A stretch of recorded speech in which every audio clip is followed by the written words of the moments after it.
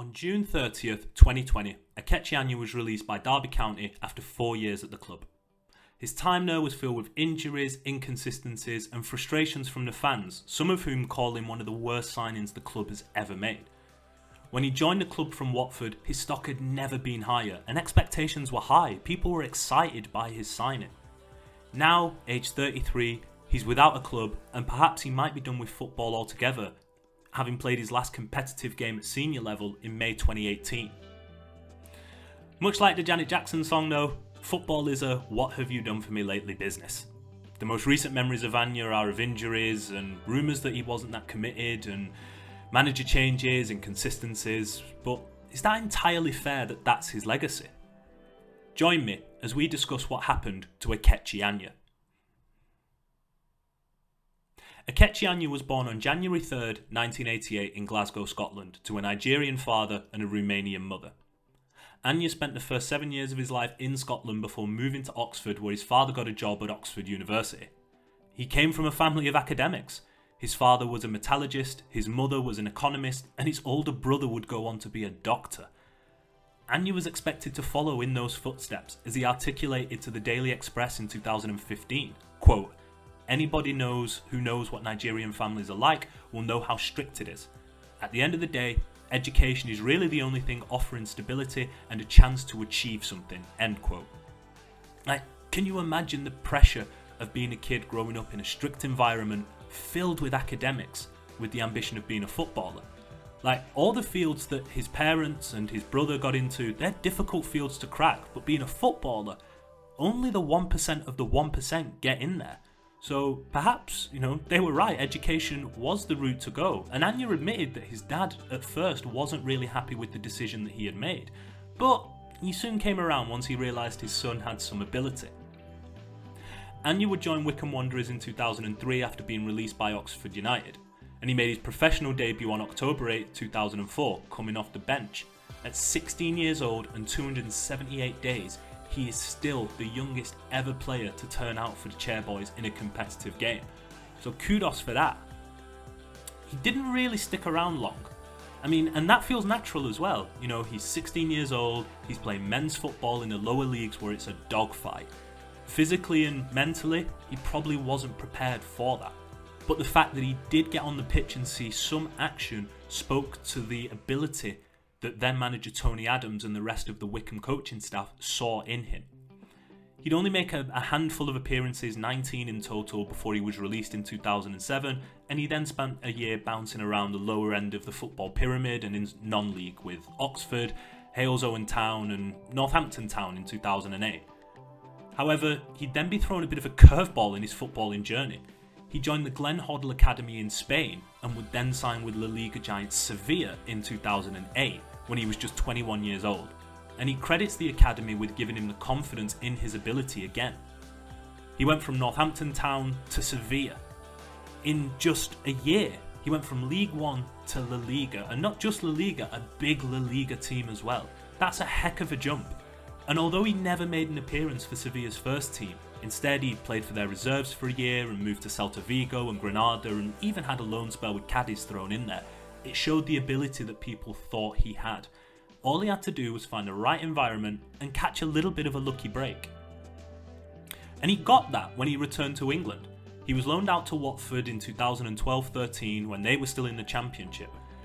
He was an agile left winger with searing pace, bundles of energy, he was versatile and he would even chip in with the odd goal, and he had a decent delivery on him as well. In his season on loan at Watford, he scored 3 goals and laid on 6 assists. By far his most productive output as a professional player to that point. And Watford was so impressed that they made his move permanent in July 2013. And 2 months later, he'd be called up to the Scotland squad. His star was rising. Now, he was eligible to play for England and Nigeria too, but he said that his love for football developed in Scotland and it was the place of his birth, so he wanted to represent them. And that's cool. And he made his debut for Scotland on September 6, 2013, and then 4 days later, in his first international start, he got his first international goal against North Macedonia. So in just under a decade, he had gone from being Wycombe's youngest ever player to scoring from his country. And the journey of being released, spending time in non-league, going an unconventional route in Spain, and then finding his form back to England, that deserves a lot of respect. He even scored against world champions Germany in Germany. Though they would lose that game 2-1, that's no mean feat. He bagged a goal against the world champs. Kudos, that's impressive. And it didn't stop there. Anya built on his impressive 2012-13 season for Watford by scoring 4 goals and laying on 9 assists in 2013-14. His stock had never been higher. And Gordon Strachan, the Scotland manager at the time, was a big fan of his, calling Anya a force of nature, and he was baffled that no one in the Premier League was taking a punt on him, as he said in 2014, quote, "The coaching staff scratch our heads and wonder why he's not playing for a club in the Premier League," end quote. And that wouldn't last long, to be honest. Although Anya would fail to score for Watford in the 2014-15 season, he did lay on 7 assists and the Hornets got promoted to the Premier League. And that same year, he was named the SFWA International Player of the Year for his country. And at that time, the squad included players like Craig Gordon, who'd previously won the award, Manchester United midfielder Darren Fletcher, and a very young Andy Robertson. Again, it showed the kind of company that Anya could keep, and also how he was seen in his country at the time. And Strachan said that we shouldn't be surprised by the fact that he won this accolade. Watford would go on to have a nice return in the Premier League actually after 8 seasons away. They finished 13th and they even beat Liverpool 3-0 at Vicarage Road.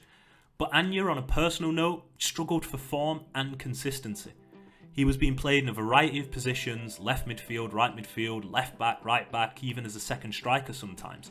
And when you're untested at that level, you kind of need consistency, at least in where you're going to play positionally, to settle a little bit. And he alluded to that in his introductory interview when he moved to Derby County, saying that sometimes his versatility might have been, quote, a hindrance.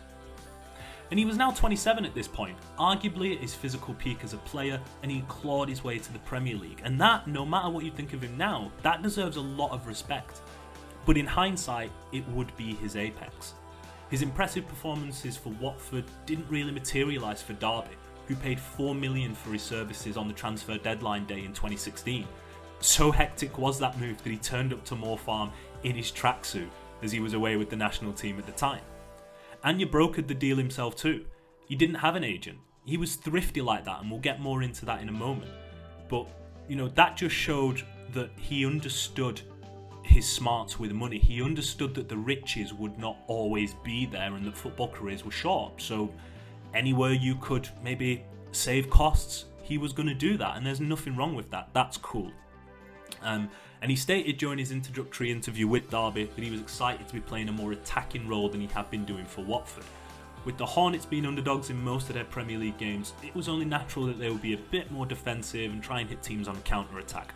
But that didn't really suit Anya. He was more speedy, a winger that thrived in open games and could stretch opponents vertically and exploit the space in behind. And if he was being asked to play a more defensive role, he wasn't really getting those opportunities. And he started his Derby County career brightly. He scored his first goal in his third match, a 1-1 draw against Bristol City, and then the following game would lay on an assist against Blackburn Rovers in a 2-1 defeat. But unfortunately, that would really be as good as it got for Anya. He endured a stop-start first season due to injuries, personnel changes, and he never could really recapture the form. And also, as his Derby career went on, several manager changes hindered things too. The following season in 2017-18, he'd feature in just 7 games.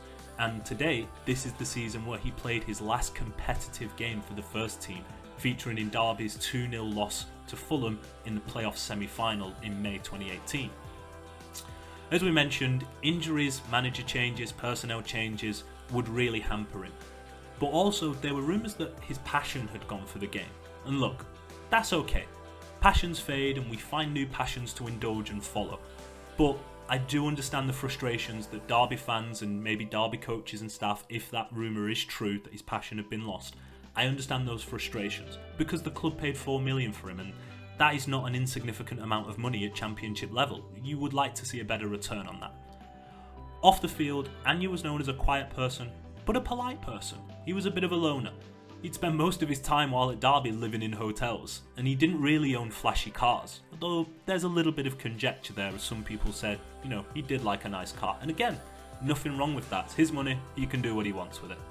And he liked a good bargain in supermarkets as well. He could often be spotted shopping in reduced aisles. Again, it goes back to understanding that the riches in football would not always be there, so he chose to be thrifty when he could. Anyway, he was released in June 2020 when his Derby contract expired, and he's presumably ridden off into the sunset to enjoy the rest of his life and get on with some new projects. So that's Ikechi Anya, a player whose peak was very short-lived, but had so many people believe he had the ability to play at the highest level. He played in the Premier League, represented his country, scored against the world champions, and commanded a relatively large transfer fee.